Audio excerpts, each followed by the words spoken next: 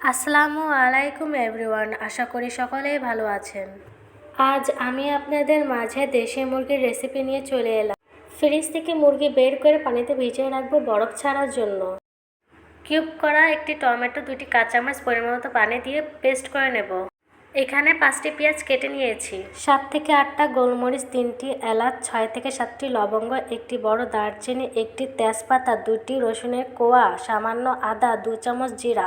আজ রান্নার মশলা হিসেবে ব্যবহার করব। প্রথমেই আমরা জিরা নিয়ে নিলাম। সামান্য পরিমাণ পানি দিয়ে ভালোভাবে জিরা বেটে নেব। বেটে নেওয়া হয়ে গেলে আলাদা একটি বাটিতে রেখে এখন রসুন বেটে নেব। আপনারা আমার মতো শিলপাটায় না বেটে ব্লেন্ডারে পেস্ট করে নিতে পারেন, কিন্তু ব্লেন্ডারের থেকে শিলপাটায় বেটে নেওয়া মশলার তরকারি খেতে একটু বেশিই মজা লাগে। রসুন বেটে নেওয়া হয়ে গেলে একটি বাটিতে উঠিয়ে রাখবো।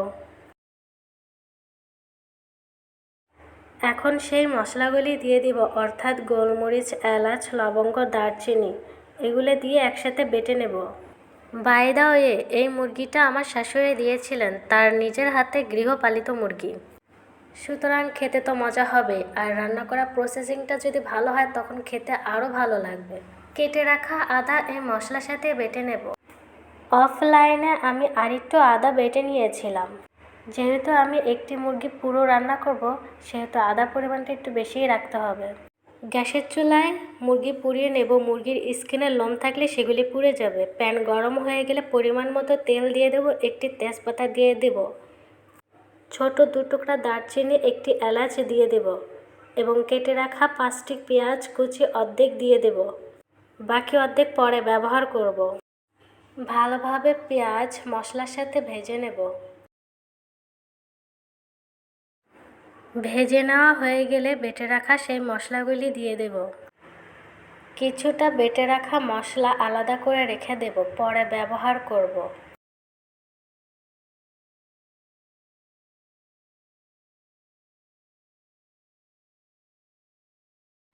এখন ভালোভাবে এই মশলাগুলি কষিয়ে নেব। কিছুক্ষণ কষানোর পর অল্প পরিমাণে পানি দিয়ে আবারও মশলাটিকে কষিয়ে নেব। কষানো হয়ে গেলে গুঁড়া মশলা ব্যবহার করব।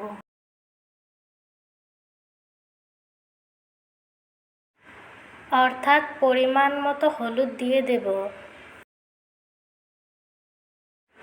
পরিমাণ মতো লবণ দিয়ে দেব। এখানে 2 চামচ গুঁড়ামরিচ ব্যবহার করেছি।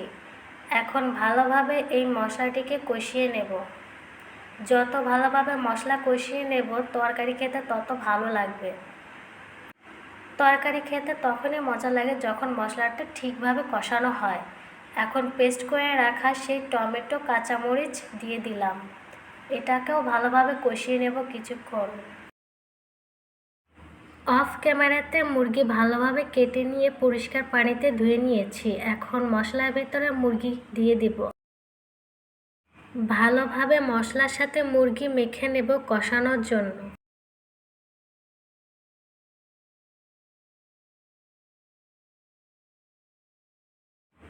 মেখে নেওয়া হয়ে গেলে ঢাকনা দিয়ে ঢেকে কিছুক্ষণ কষিয়ে নেব। মুরগির স্কিন থেকে যে পানিটা বের হয় সেই পানি দিয়ে মুরগি কিছুক্ষণ কষিয়ে নেব। দেখতে পাচ্ছেন পানি বের হয়ে গেছে মুরগির। এক্সট্রা কোনো পানি দেব না, এই পানিটা শুকানো পর্যন্ত কষাইতে থাকব।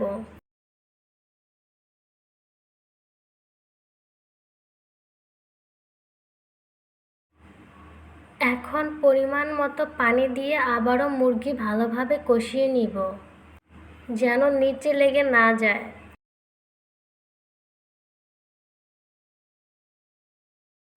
আবারও ঢাকনা উঠিয়ে কিছুক্ষণ নেড়ে দেব।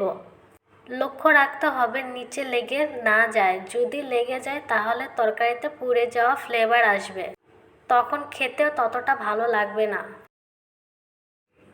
কষানো হয়ে গেলে প্রেসার কুকার দিয়ে দেব। কিছুক্ষণ প্রেসার কুকার গরম করে নেব। প্রেসার কুকার গরম হয়ে গেলে কষানো মাংসগুলি প্রেসার কুকারে দিয়ে দেব। এখন পরিমাণ মতো পানি দিয়ে দেব সিটির জন্য। কেটে রেখেছিলাম 2টি আলু, সেটাও দিয়ে দেব। মাংসর সাথে আলু কিছুক্ষণ নেড়ে দিয়ে সিটির জন্য লক করে দেব। এখানে আমি 7 থেকে 8টা সিটি দিয়েছিলাম। দেশি মুরগি খেতে একটু শক্ত লাগে, তাই প্রেসার কুকারে দিয়েছিলাম। প্যান পরিষ্কার পানিতে ধুয়ে সেই পানি একটি বাটিতে রেখে দিয়েছি। প্যান গরম হয়ে গেলে পরিমাণ মতো তেল দিয়ে গরম করে নিয়ে জিরা ছিটিয়ে দিলাম। রেখে দেওয়া সেই পেঁয়াজ কুচি দিয়ে কিছুক্ষণ তেলের সাথে ভেজে নেব। রেখে দেওয়া সেই বাটা মশলাগুলি দিয়ে দিলাম এবং কিছুক্ষণ তেলের সাথে আবারও ভেজে নেব। আবারও গুঁড়া মশলাগুলি দিয়ে দেব। পরিমাণে অল্প গুঁড়ামরিচ, হলুদ, লবণ এবং কষানোর জন্য প্যান ধোয়া সেই পানি দিয়ে দেব। মশলা ভালোভাবে কষানো হয়ে গেলে প্রেসার কুকার থেকে মাংসগুলি দিয়ে দেব। লক্ষ্য করুন, এখানে আমি শুধু মাংসগুলি উঠিয়ে দিয়েছি, ঝোল পরে ব্যবহার করব।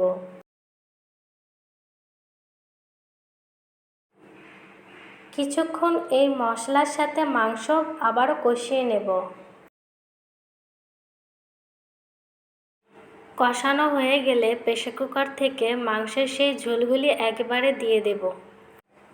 ঝোলের জন্য আমি এখানে এক্সট্রা পানিও ব্যবহার করেছি। ঢাকনা দিয়ে ঝোল শুকানো পর্যন্ত মাংসকে কষিয়ে নেব। হালকা একটু ঝোল টেনে আসলেই সেই আলুগুলি দিয়ে দেব। ঢেকে দিয়ে কিছুক্ষণ জাল করে ঝোল শুকিয়ে গ্যাসের চুলা অফ করে দেব। দেখতেই পাচ্ছেন আমার রান্নাটা কতটা লোভনীয় হয়েছে। খেতেও অনেক মজা হয়েছে। একবার হলেও এভাবে রান্না করে দেখুন। এভাবে রান্না করলে শক্ত মুরগি টেনে খাওয়া লাগবে না। আপনার মূল্যবান সময় দিয়ে দেখার জন্য ধন্যবাদ। ভালো লাগলে লাইক, কমেন্ট, শেয়ার করবেন।